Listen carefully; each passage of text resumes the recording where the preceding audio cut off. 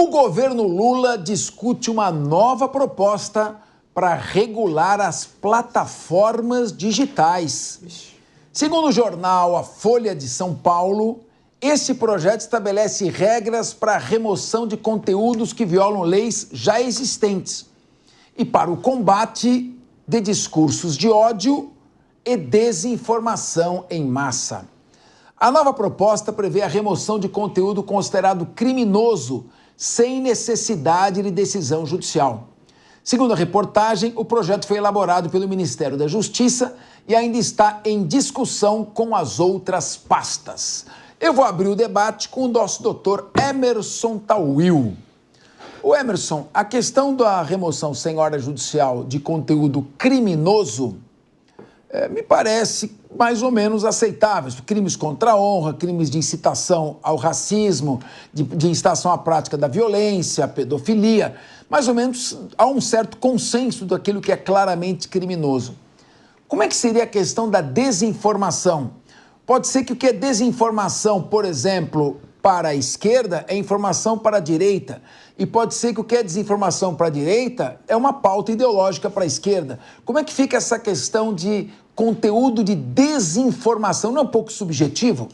Demais, até para o meu gosto. Na verdade, é como você disse, num país em que vive uma polarização, em que A não concorda com B, isso fica a critério do julgador, ou seja, aquele que fizer a análise daquele conteúdo, ele diz se é ou não ofensivo, se é crime ou não. Isso permeia muito a parte vai exacerbar, na verdade, o limite da própria lei. Isso é muito perigoso. É uma linha tênue da qual nós não devemos ultrapassar e isso preocupa. Já há dias, tempos, já se vem tentando esse controle das redes sociais e também das falas de determinadas pessoas. Temos inúmeros casos aí no judiciário de que a discussão é muito grande, a divisão de opiniões e isso, a liberdade de expressão deve ser mantida. É óbvio que o nosso Código Penal já prevê muitos dos crimes que são cometidos e já são aplicáveis, inclusive, a grande parte desses cometimentos de ilícitos.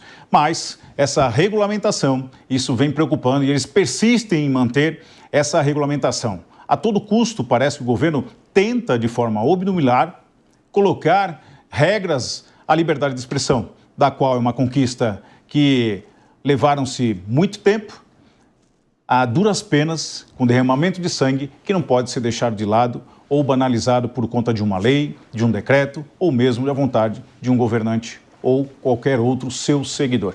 Ô Emerson Tawil, você quer mandar um abraço?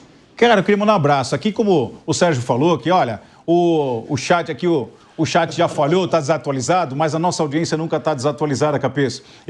Você sabe, eu fiz o Caminho da Fé agora em janeiro, foram 13 dias de caminhada a pé, cortando a Serra da Mantiqueira, os trechos ali do sul de Minas Gerais, 318 quilômetros de Águas da Prata até Aparecida, e por várias cidades que nós passamos, a gente acabou sendo identificado como participante aqui, muito orgulho, e pediram sempre para que mandassem um abraço para você, que estão na audiência, inclusive muitos deles estão assistindo, mandaram um recado aqui, de modo especial ao seu Silvio, lá de Toxumogi, a família do Altair, lá de Igaraí, divisa com Minas, todos na sua audiência, e como eu disse aqui, o próprio Wagner Silva, que prestou o apoio ao longo do Caminho da Fé, inclusive ele está lá com outro grupo, Fernando, e está assistindo a gente. Ele está no meio da mata, tem sinal lá, graças a Deus, a operadora dele funciona.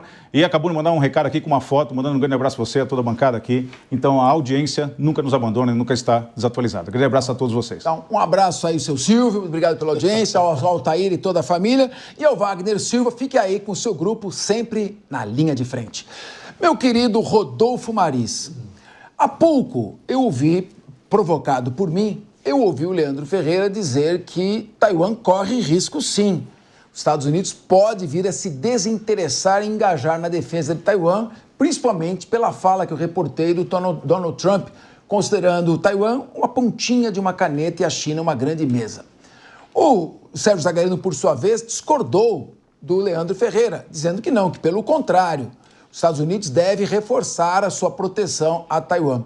Se ambos tivessem postado cada qual sua opinião, um desses posts teria que ser excluído por ser desinformação? Como essa questão subjetiva pode ser colocada? Sensacional, Capês. Eu te volto à pergunta aqui. O que é desinformação? O que fica como desinformação? A do Leandro, A do Zagarino. O que é desinformação para você? Esse é o grande calcanhar de Aquiles do governo e como se fala em desinformação. Nós não sabemos, de fato, quem é que vai averiguar, quem é que vai destacar o que é desinformação ou não. Mas essa medida do presidente Lula, ele ganha força, Capês, depois do fracasso da PL das fake news e também dessa desinformação sobre o Pix.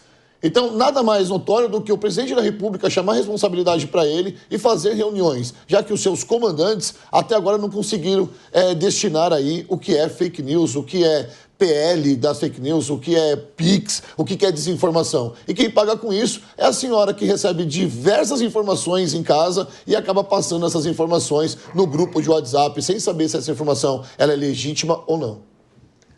Leandro Ferreira. Olha, eu concordo que o movimento do governo é a mesma tentativa que se viu recentemente fracassar no PL das fake news e em outras iniciativas, né? Mas, infelizmente, esse é um tema urgente.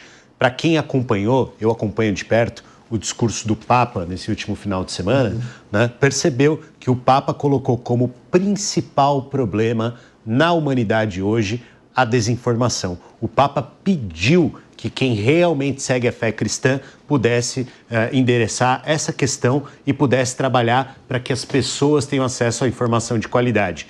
Eu vejo que cumprir esse desígnio, no caso de quem está em governos, nas autoridades públicas, significa fazer todo o esforço possível de diálogo para que todos se vejam representados numa boa proposta que assegure que as pessoas tenham boas informações disponíveis e aquelas que produzem discursos de ódio, especialmente aqueles que são coletivos, né, tenham as suas atividades sancionadas na medida do que prevê a lei. Então, só vejo como positivo que a gente possa abrir essa discussão, né? A gente vê muitas vezes a defesa do direito à informação, o direito à expressão, a liberdade de expressão sendo usada para suprimir o desejo da sociedade de debater aquilo como o Papa Francisco tem proposto, que é o enfrentamento à desinformação.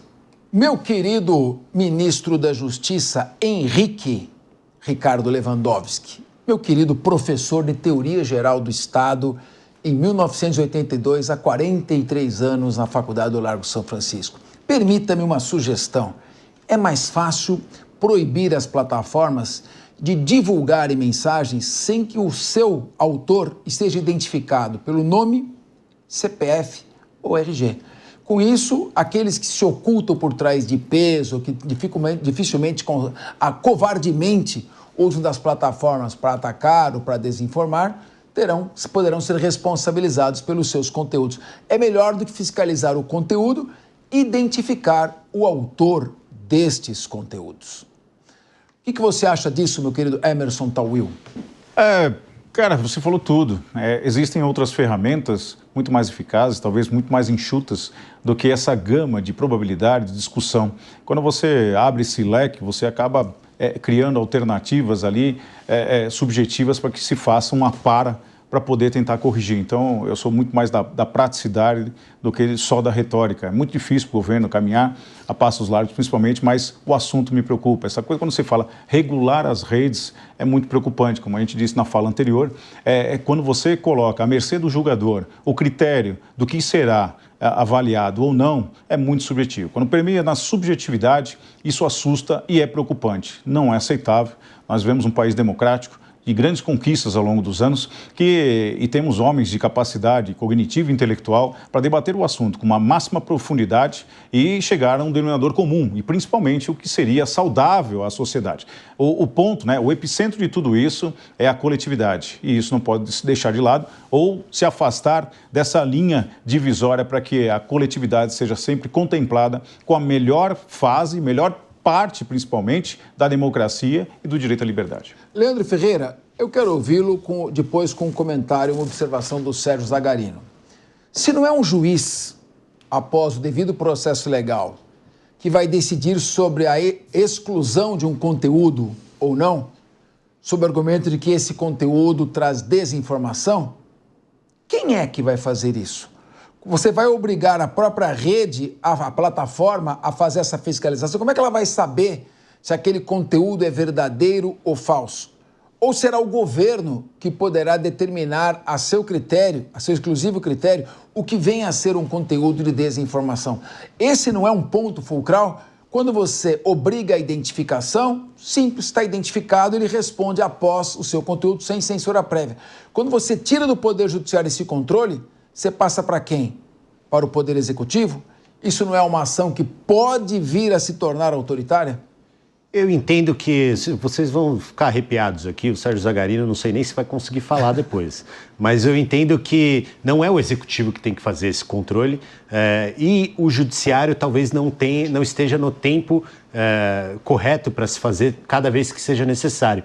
Eu entendo que esse deve ser um controle exercido socialmente, deve haver um grupo rotativo, eleito pelas pessoas diretamente, tendo os conglomerados de mídia, como a Jovem Pan, por exemplo, representada nesses comitês e conselhos que estabelecem parâmetros para controle social. Não quer dizer que vai ter um grupo de burocratas decidindo o que está certo, o que está errado, o que é desinformação, o que é informação boa. Né? Pelo contrário, esse grupo vai dar parâmetros e esse grupo tem que estar atento às demandas de toda a sociedade, de todos os setores, inclusive aqueles que discordam de uma regulamentação mais firme ou aqueles que concordam, como o Papa Francisco e eu. Sérgio Zagarino, então, esses conselhos comunitários eram chamados... Não é comunitários, sociais. Conselhos sociais, desculpe, eram chamados em 1917 de sovietes. Você acha que os sovietes deveriam fazer esse controle ou é o Poder Judiciário que deve fazê-lo? Eu gostaria de separar a resposta aqui em dois aspectos. Primeiro, o aspecto político.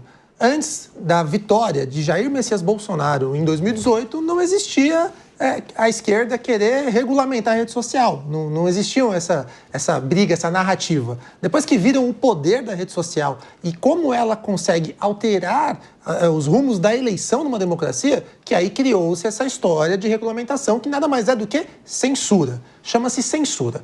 Pois bem, parte política. Parte técnica. Se você detém, o único que é detentor do poder jurisdicional para excluir algo e definir se este algo é verdadeiro ou não, chama-se Poder Judiciário por intermédio de uma instrução probatória no curso de um processo judicial. O que a gente pode discutir é o fim do anonimato, como o Capês pontuou, como o Emerson, e principalmente ser mais célere em caráter administrativo, como, por exemplo, o PROCON, para agilizar, eventualmente, a retirada de conteúdos criminosos, racismo, crimes sexuais, isso sim. Agora, opinião, ninguém nunca vai poder decidir o que é certo ou não, e você tem ali as notas da comunidade, Leandro. Você quase elogiou as notas do Elon Musk.